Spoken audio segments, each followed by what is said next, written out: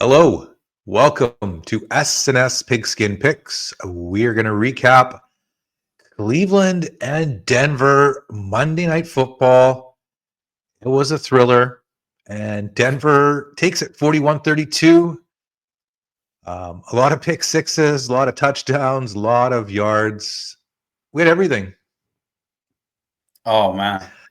What a pick six festival. Just everything. Denver almost should have had 3 pick sixes in a game. I don't even think that's ever happened. I wonder what the record is. That's just crazy. I think 3 or 4 at least. Yeah. Probably Jameis has it. Yeah, no, he was looking so good there. Denver's defense looked like they were just crumbling. They weren't the same with their one best corners out, right? Yeah. So, yeah, but they picked it up. Their corner that stepped in for that pick six to seal up the game. And, it's great fun to watch. 73 points, always good fun to watch. Bo Nix, he never gives up. Even though they were down, looked bleak, and he brought him back.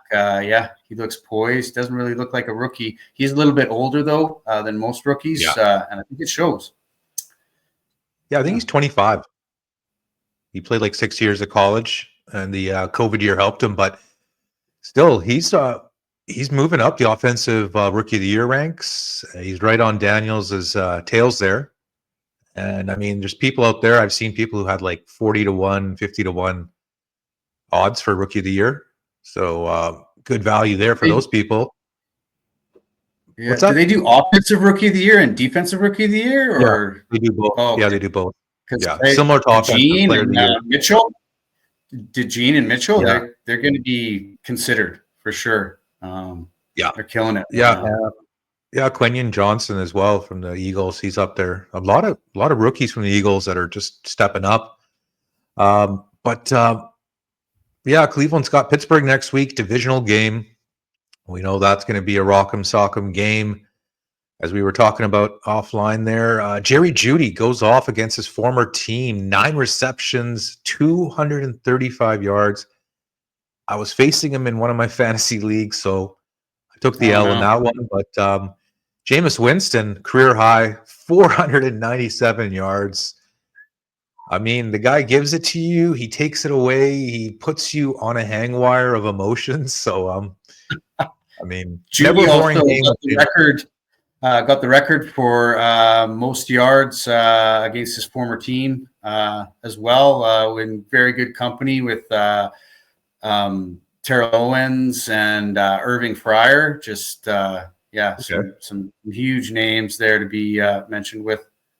So that's a nice select company to be with. But I mean, this is like a career game for him. And the second-year running back McLaughlin looked pretty good, pretty slippery running back, like a step back guy. Yeah, I thought he was their best back today. I know Williams got a touchdown early for them, but they got a little bit like a 3-headed monster, which is respectable. Yeah, and Cortland Sutton's pretty good, and they dial up some creative plays. I'm not sure who the OC is in Denver, but they moved the ball, and I think they got a pretty good clinch on that final playoff spot in the AFC. Right, there's 6 spots. Right, you would think Baltimore and the Chargers will be getting 2 of those spots, right? Those playoff spots. So that leads it for either Denver, Indy, and that's pretty much it, right? Who else is really in the mix? Yeah, no, it's getting thinned out now in the AFC. It's obviously a lot more obvious in the NFC who's getting in. Cleveland. Do they draft a quarterback next year? I guess so. You can't really rely on Jameis. You don't give him the starting job. But who's going to want to come to Cleveland? Maybe Carson Beck, Cam Ward. Cam Ward, maybe take another flyer on a mobile quarterback. Who's Alabama's quarterback again? Milroe. Jalen Milrow. Milrow, he looks he looks really good too. Mhm.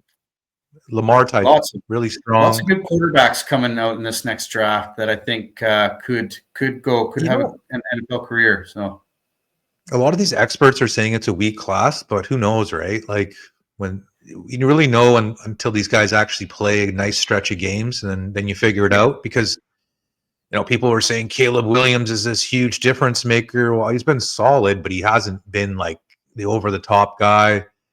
And remember a few years ago, Sam Darnold was drafted high. He didn't do much, and even Jameis Winston. So no sure things with quarterbacks in the NFL these days, right? So I think Denver is onto something with Mr. Bo Nix, and yeah, I think Cleveland will be looking into the draft for sure.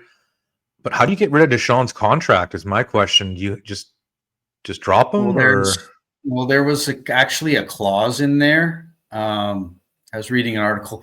I'm not sure exactly. I don't want to speak on, but I think they have a tiny loophole that they might just sneak through. like an injury clause? Yeah, well, and it's also a morality clause, I believe. Oh yeah, because of the So charges. Yeah, yeah, so and he just keeps getting in trouble. I think there's stuff keeps coming up. So I think they gave themselves a back door to get out, maybe with him not really realizing, just seeing the number and go, okay, I'll take it. Or smart. thinking, oh, with all this money, I'll be good. Right? So He gets even if he gets a quarter of whatever he's owed, he's laughing. they could always trade him to Carolina.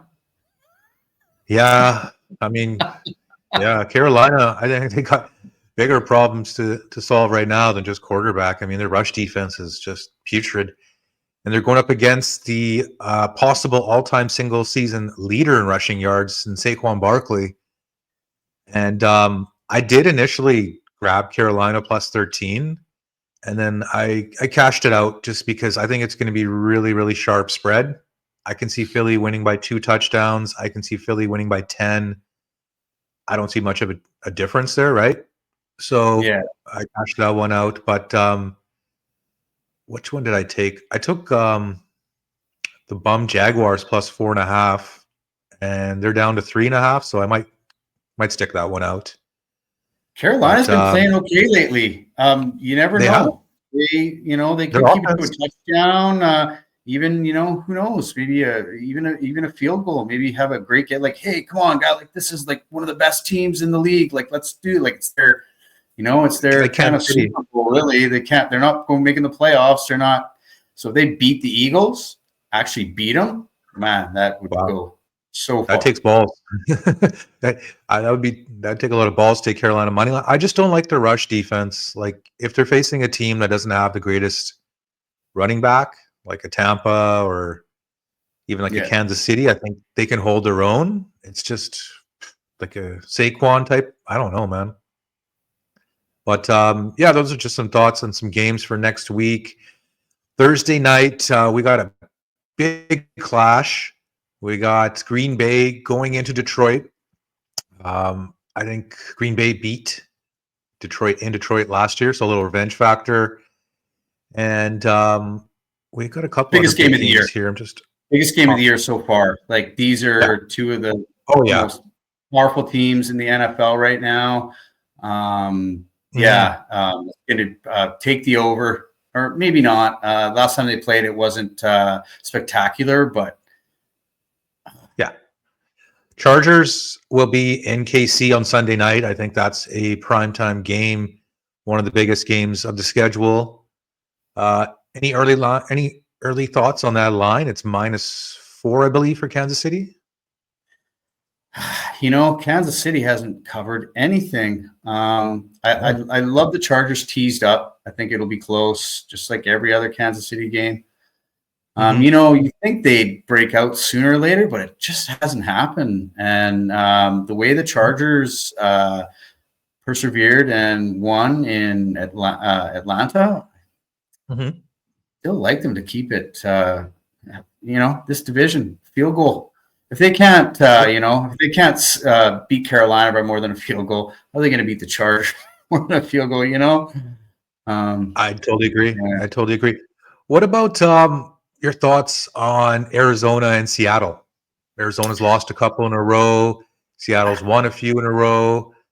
It's going to You be know, a bit of a Seattle revenge. looks better right now. There is a revenge factor. Arizona's at home. If they lose this game, they're really falling behind in the NFC West race. It's going to be a two-horse race between the Rams and Seahawks, I think, if they lose this game. If they win this game, I think we're right back into it. And so I'm still going to go Seattle, though. I think the Cardinals just falling off. They don't have it anymore. Should have won that game in Minnesota. I see some sports books have -3 for Arizona and some have 2.5. But I'm thinking if I can get Seattle +3, that might be tempting enough to make a play. I just see Arizona, if they do win it, they might squeak by like 1 or 2. But I mean, they showed up last week against Minnesota. They gift wrapped it to the Vikings late there, and they should have won that game. Yeah, they should have won for sure. Yeah, and and the Seahawks came back after being down. I think it was 14-0 or 21-10 or some shit. So Seahawks, their defense has totally changed lately. These last 3 or 4 affairs. Leonard Williams, baby. Yeah, he's looking like a monster. And Mike McDonald's clamping down. He is all about the defense. So, I guess maybe he fired up the team and said, listen, come on, you guys. Like, I'm all about defense. Let's at least, do what I do best, right? Yeah, so. Yeah, he was hired for his defense. And, they had injuries early. I mean, in the middle of the year that really messed up their flow. And they're pretty healthy now. So, watch out for them Seahawks. And one final game I wanted to get your opinion on is Buffalo in LA. Obviously, Buffalo clinched their division, but they have not clinched that #1 seed. Rams are fighting for a division title and possibly hosting a playoff game. They're getting 4.5. What are your thoughts on that one? I think it's a pretty sharp line. Yeah, I love the Rams teased up. First of all, I think they're going to keep it close. I think they got a lot more to play for. Buffalo still wants that first place, but they could probably lose that game, Buffalo, and come back and win the rest of their games and get first place, right? This is not a do or die. When you get into that do or die kind of situation mindset, which LA is going to be in, and they're at home. Buffalo, close. Buffalo's last 3 games are New England, Jets, and New England. Right? They can afford to lose this game.